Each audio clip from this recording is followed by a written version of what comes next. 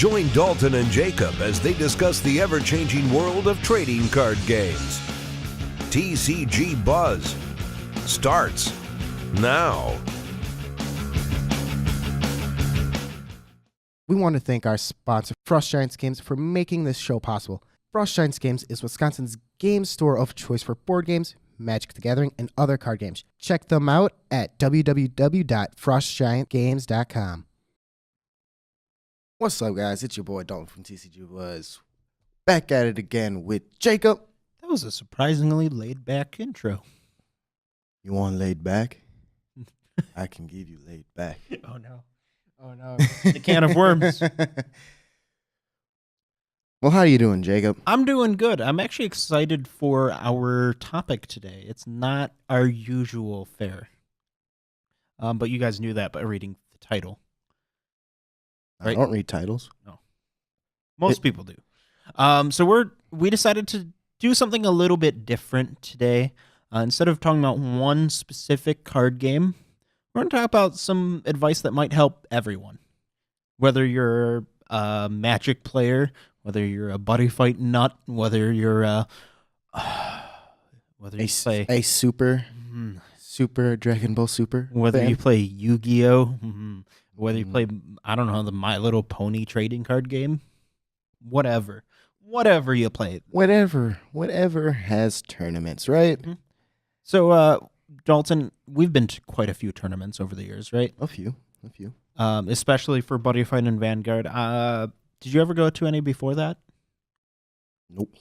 I went to one tournament when I was way younger, in like 2004 for Duel Masters. Ooh. Yeah, and then I went to one or two like state, regional kind of things for Pokemon over the years. But really, I didn't start really getting competitive into games until we started playing Buddyfight.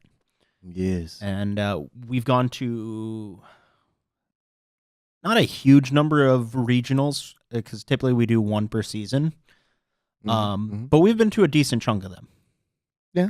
And I think we've learned a lot over the years of doing that. Yeah, maybe. And so we thought it might be fun to share some of our knowledge, maybe a couple horror stories, and, help people out there who maybe haven't ever been to a major tournament before, or maybe have been to a few and might want some pointers to make your experience more pleasant. You have horror stories? No, not really. Okay, I was about to say, I'm like, I don't remember this. Not really, no, honestly. We got some stories of that happened to me, but they're not horror stories. That's good.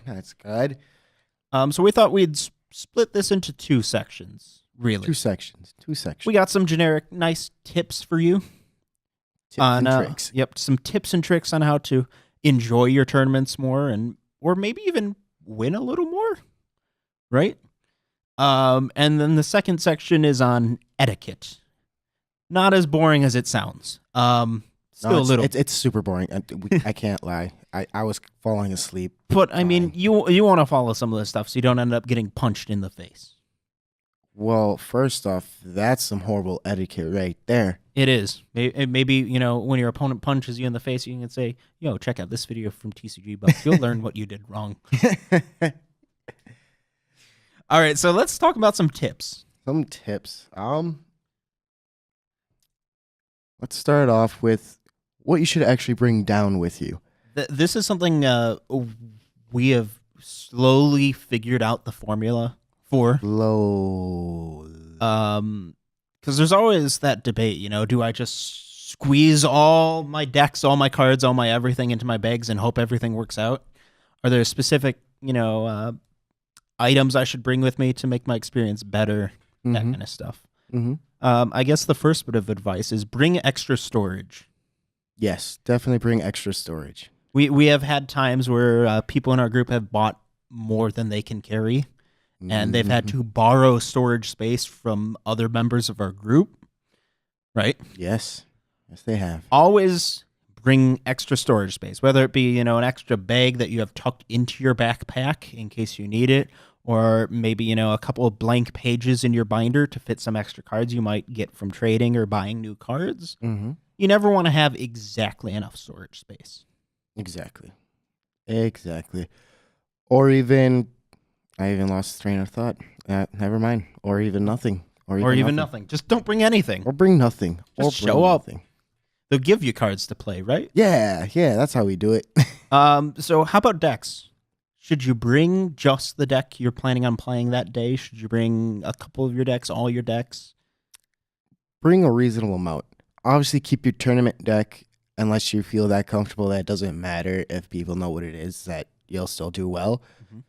Bring a couple just so people don't know what you're really playing. Just because there will be people the day before or even that morning who will want to play with you to kind of scope out what you're playing. Or even during. Or during, yeah. Or during. Just have some fun in between. Just a general rule, I'd bring an extra, at the very least, bring an extra backup deck. Yes. In case, you don't want to play it for fun matches, your main deck, or worst case scenario, your main deck gets stolen or lost. Mm-hmm. You want something else to play. I generally bring a bunch of extra decks, not all of my decks, but ones that either I think would be good backup decks to play or ones that I'm looking to sell or trade. Mm-hmm. Mm-hmm. But general, don't go too overboard. Never go too overboard. I guess the same applies for binders. Don't haul your commons to regionals. Well, let's be reasonable about this. Obviously, doubles and up are definitely a safe bet to bring down. But obviously, try to figure out, all right, what rares, what commons, what uncommons are really everyone's trying to look for that might need before the tournament actually starts to complete their deck or something like that. So say, nice one for Buddyfight. That's not a bad card to bring down with you either. If you got a few extras, bring them down. I guarantee you could probably trade them away or get them sold. That's a concept that Magic players are really familiar with. They'll bring pages of their binders filled with chase uncommons and whatnot because people are looking for that stuff. Come on, guys, don't bring your entire bulk. Or, and I guess this one's more an opinion. Don't mix them in your trade binder. Oh, don't do that. Don't do that. I understand it for people who maybe don't have very much of a collection and they want, to have more than just to fill 2 pages of double rares. Mm-hmm. But if you have more than that, don't mix in your commons and whatnot, or even just your rares. Unless it's a really expensive rare, don't mix them. Yes. What else should you bring? What about non-card, or one more card game related thing you should bring? A playmat. Do you think it's necessary to bring a playmat? I don't think it's I think it's optional depending on what card game you're actually playing. But for Bushiroad games, they typically do supply a playmat to be played on, but if you'd rather be playing on your own, obviously, right, more power to you. I generally haven't been bringing one lately because I've noticed that I pretty much always end up buying a playmat every time we go from a vendor. No, that's true. So there's that. I always bring one just in case, it's before the tournament or it's the day where our tournament's not going on, and just playing with people out in the waiting area or something like that, just so we have a playmat to play on. So what about some other things you should bring that aren't necessarily cards? Perfect fits. Even though this is more of my thing, or just sleeves in general. Sleeves in general. Throw that onto the extra storage, I guess. Yeah. Extra sleeves, extra pages of your binder, all good stuff to have. Yes, definitely for when you finally get that high rarity card that you've been looking for. It finally got in. You're like, I can't let this just be in my binder. It needs to be protected. What I end up doing a lot is I end up throwing extra sleeves because I don't want to carry around another extra box with me for them. Mm-hmm. I end up throwing them into the extra spaces in my binder. There you go. Just so I don't have to worry about them. But then you forget about them. I do sometimes. Regardless, what are some other things you should bring? I had a pretty annoying experience in the last major tournament we had. Mm-hmm. Dalton, do you remember this? We got there early. We'll get to that as a tip later. We got there early, and we were there all day. We were there at 8, maybe? Yeah, 8 until whenever it ended. And I got into top 8, and this was around 3 or 4.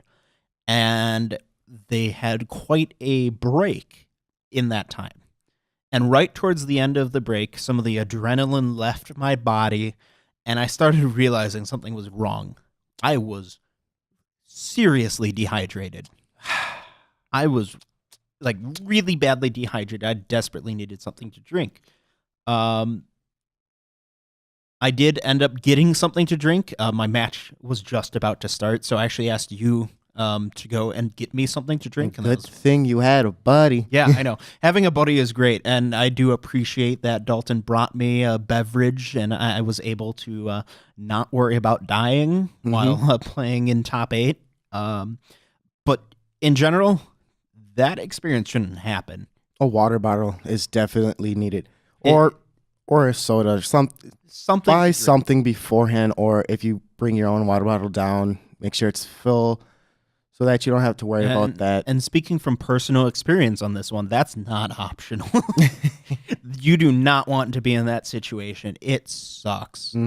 Another personal experience I had, and this was not as major of a thing, but one of our previous tournaments before that, right around round 2, round 3, I started developing a really bad headache. And that kind of makes sense. You know, if there's a lot of loud noise going on, people talking everywhere, that can happen, right? Yes. Doesn't happen to me, though. So I think, you know, if you're someone who gets headaches easily, or even if not, it might be a good idea just to bring some headache meds. You don't want to be distracted during your matches. And, you know, obviously if you have any other sort of illness or whatnot, you want to be prepared for that. Definitely. But I think that's kind of a given. Yeah. Anything else you can think of that people should bring with them? Your own pen, just in case wherever you go doesn't give you a pen. Or a whole bunch. Or a whole bunch. Or if you just don't like using their pens. Obviously a cell phone. Right? Yeah, definitely a cell phone. At least one phone in the group. And then, on that note, a charger. Just like... Yeah, or a battery. Or an external battery or a charger. That stuff's really important. You know, you want to be able to make sure if you need to make some phone calls, you can do so. Plus, a lot of times people price check using them. Yes, definitely. Which kind of has its own problems because a lot of the times we've had pretty bad experiences with that, with some cell phone issues with a lot of people trying to use them in the same place. Right, right. I think that's generally it, right? I think so. If you guys have anything else, obviously, let us know. Leave them down in the comments. Maybe we'll make an update to this video at some point with some comments from you guys. Hopefully. So what about some other tips? Other tips? Make sure you eat a good breakfast before you go. Good breakfast. Breakfast is important. We typically stay at hotels for ours, so we get nice, continental breakfast beforehand. Good stuff. Good stuff. But, I mean, even if it's a local thing near you, eat a good breakfast beforehand. Yep. Here's another one that I have, and this kind of relates to, there being so many people around you and, you being hyper-focused on your matches and maybe being kind of nervous. A lot of people get nervous or whatnot. Maybe it might be a good idea between rounds to just step outside for a couple minutes. Yeah, go outside, get some fresh air, calm your nerves. Just I love get back into you. I also tend to occasionally step outside with other people when doing trades, just because there are less distractions. That's always an option, especially if you're going to do a lot of communicating. You don't want to be shouting over other people. Yeah. What's something else? Talked about stepping out, trade stuff. Well, and on the trades piece, kind of be respectful. Just don't be that person like, yeah, no, yada, yada. Or don't kind of like back out of a trade, because I think that happened to you. That happened to me. We had the trade all finalized, and the person said, no, I'm not going to do it.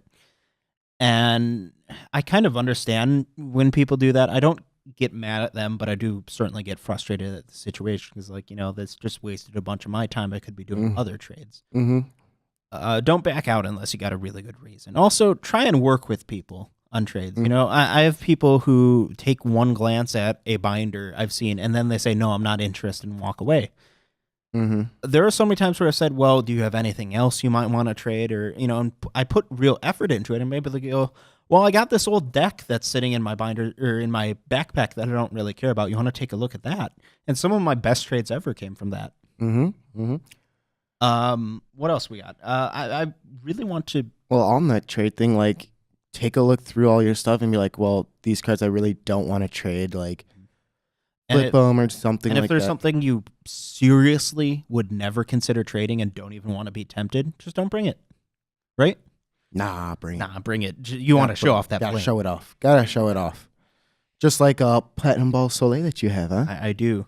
And I might actually try and trade that at our next regionals. There you go. See? There you go.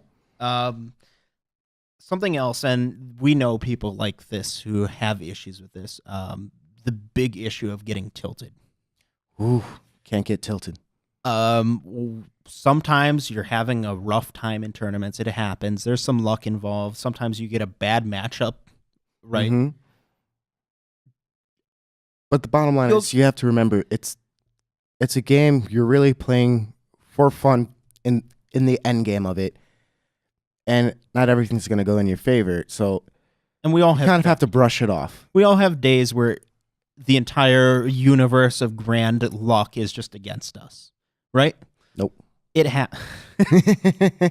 happens, and it sucks, and it's okay to be mad, but you need to know how to deal with your anger. You know, after, say it's because of the match that you lost, you know, like, I shouldn't have lost. That should have been my easy win or something like that. Leave the area that the event's being taken care of. Go get some fresh air, or even just kind of like scream it out outside so you're not causing a scene. Or I think figuring out the best way for you to get rid of your anger is a good idea. We each have our own method. Definitely. My personal method is venting. I go over to one of my teammates and I say, I got to tell you right now about this terrible match I just had. Yes. But you have a lot of those. Wow. Okay. I'm just speaking as one of those friends. You know, that's my strategy for getting, and just talking about it for a minute can really help you refocus on the rest of the day and make sure that doesn't happen again. Mm-hmm. Another good thing I do, we know people who have issues with getting tilted, and my advice for them is you need to focus right now. Keep your composure. You can rage as much as you want when we get home. Yes, you rage when you get home, or in our case, back to the hotel. Or just buy a bunch of cards.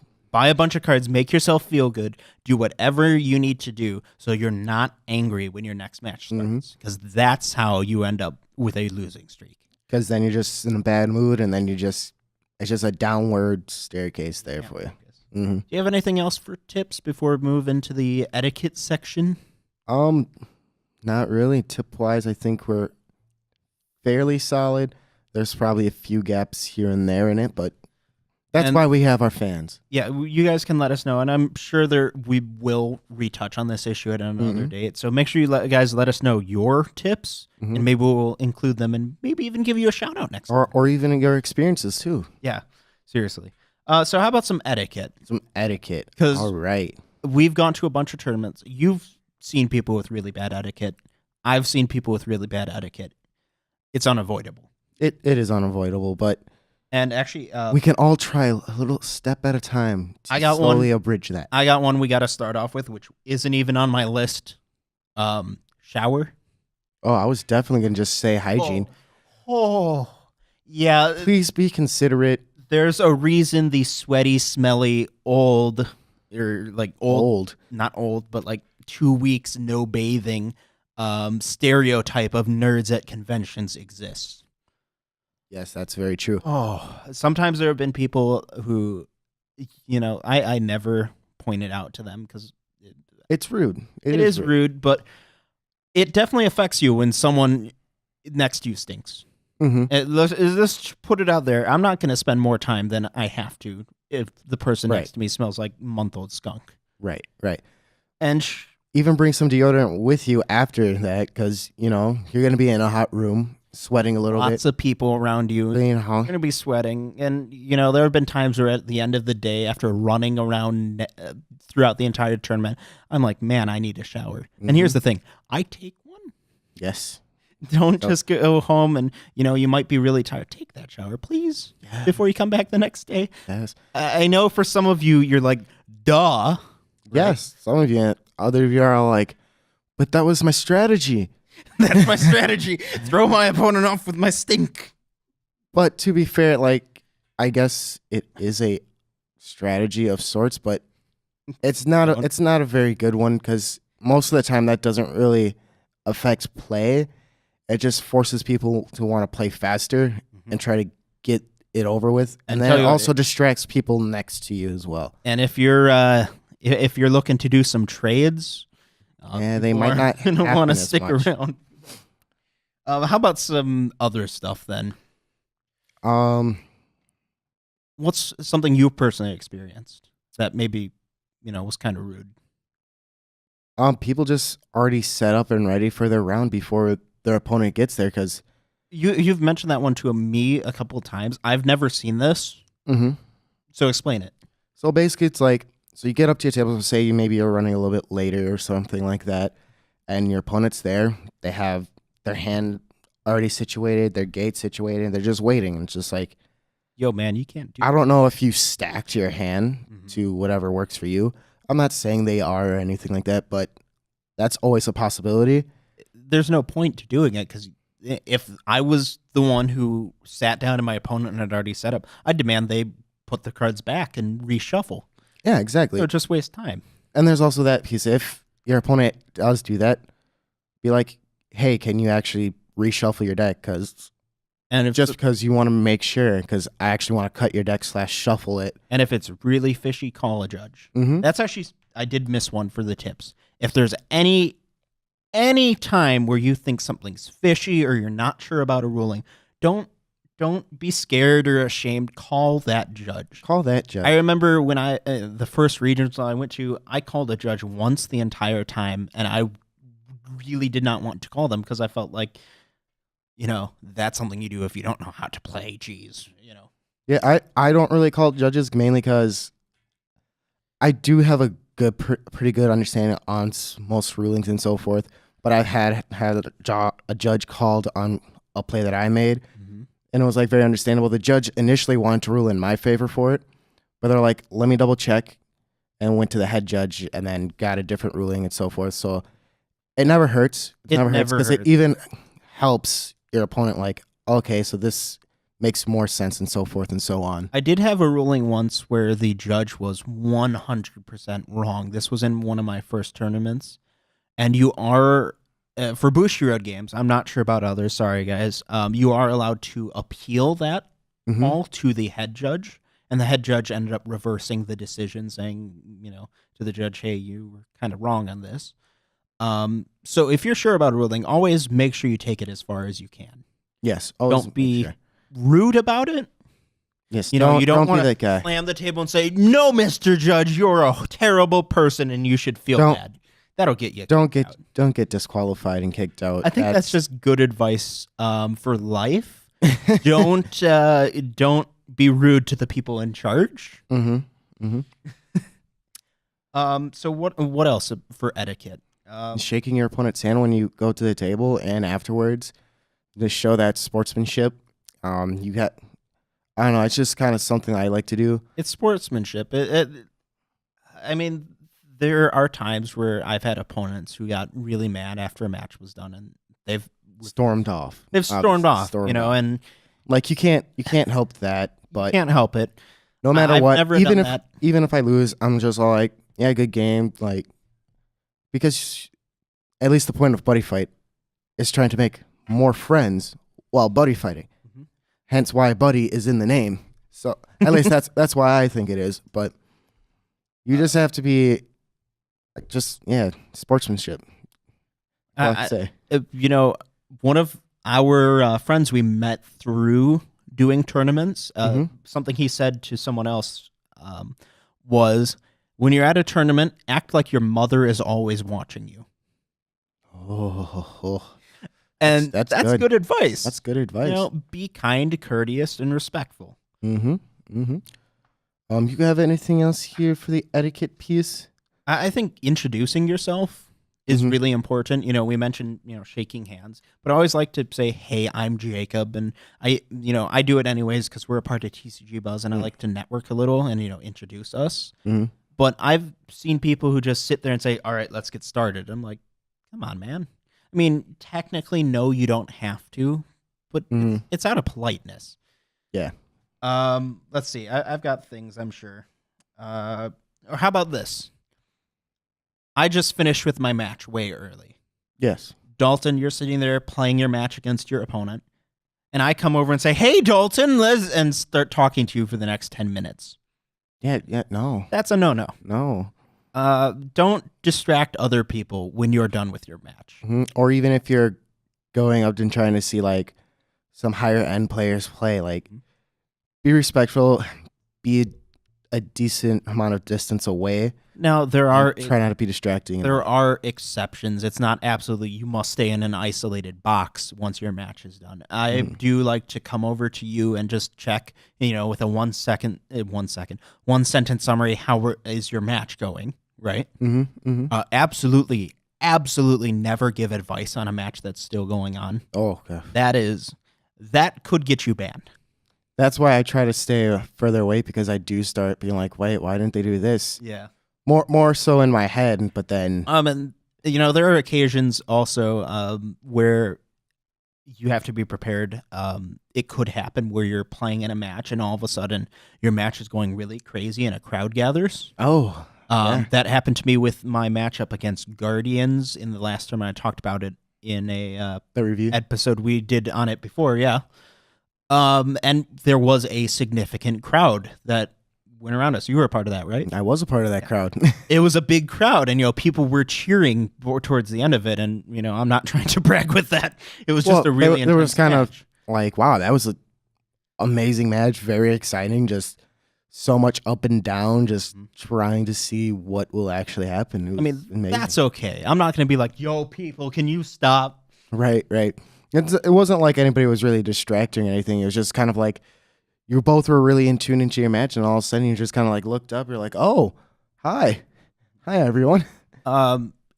Generally, something that does actually annoy me when my opponents do it, and it's one of the things I will definitely call my opponent out on, is not explaining their skills.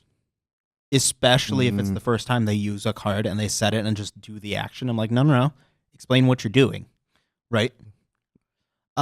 Even if you're an absolute expert and you've memorized every single card in your card game, maybe your opponent isn't at that same level and you shouldn't assume that. Mm-hmm. Generally, you shouldn't assume anything about your opponent, right? Yes. I've had 10-year-olds who probably know the rules of the games I play better than anyone else in the entire convention center. I've had people who, from the look of them, you'd think would be an expert at the game who have no idea what they're doing. Mm-hmm. Mm-hmm. You shouldn't assume anything about your opponent's skill level, and you should always keep it balanced. I always like to start things off slowly, introduce my skills to them. If they, give me signals that they get what's going on, I'll generally pick up the pace a little. But I want to make sure they're comfortable and there isn't any resentment or confusion. I guess I'm a little bit backwards on that because I just kind of like to go with it. But the one thing that I do to try to test it is I try to play it to a certain speed. Mm-hmm. And if my opponents are like, yo, whoa, chill, then it's like, all right, then I know to dial it back. Just because I guess I'm a more fast-paced person. I feel like I make better decisions that way because then everything's just bam, bam, bam instead of like when we play with Jacob here on the channel and he's just sitting there and then I'm like, all right, now I have to like look at my hand and I'm like, I was going to go with this, but now I could go with this, this. And then it starts clogging up your ideas of what to go on with next. And here's a nice, simple one. Always offer up your deck for a cut. Whenever you do any action list, you search through your deck, you should right away instinctively, and you should practice this during practice matches, always offer up your deck for that cut. Mm-hmm. There have been opponents I've had where I've had to ask them every single time, can you give me your deck to cut? Can you give me your deck to cut? That just wastes time. Mm-hmm. And then if you're somebody who doesn't really like cutting or shuffling the deck, obviously you can always just be like, yep, it's fine. And even on that note, a lot of people just cut.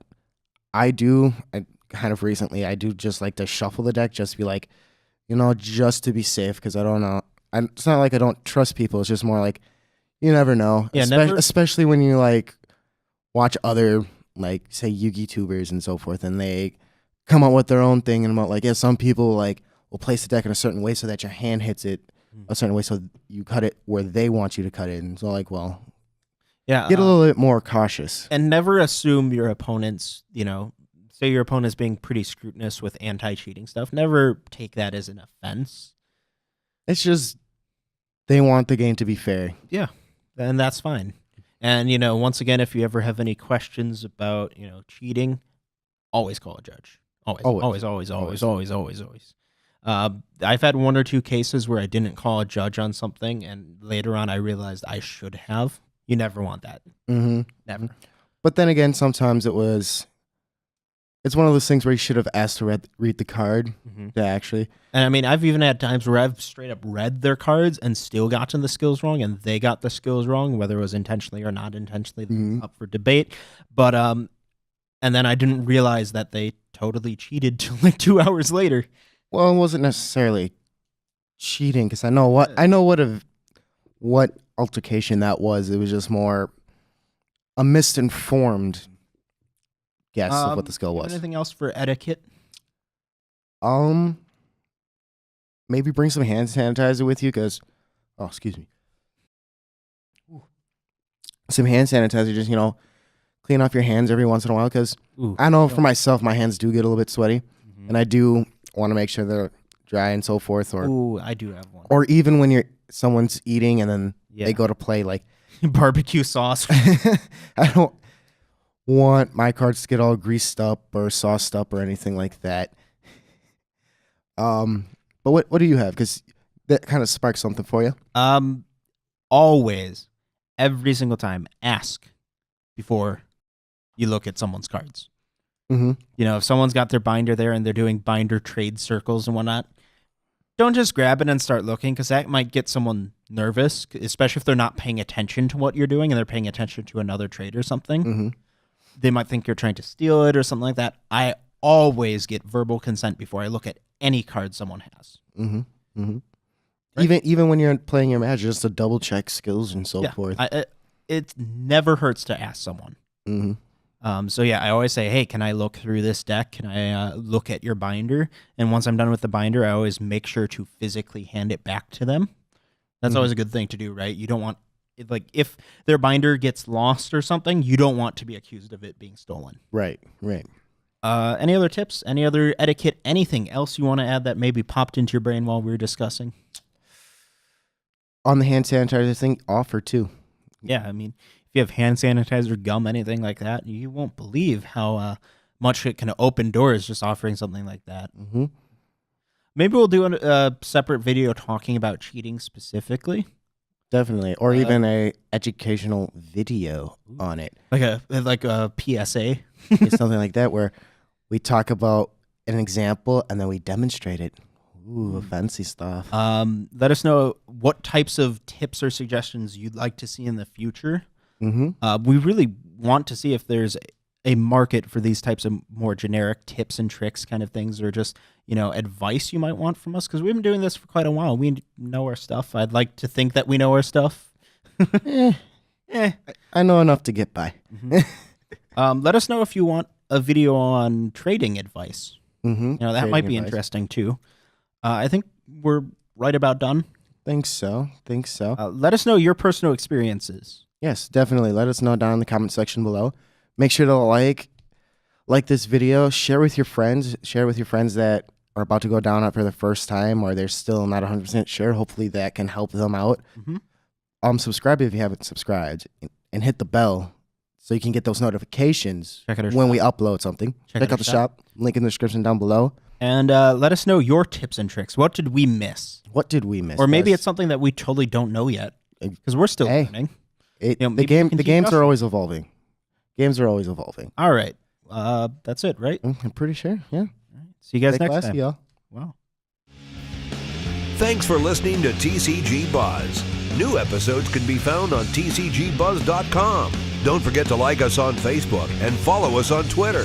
For box openings, deck profiles, and more, make sure to subscribe to our YouTube channel.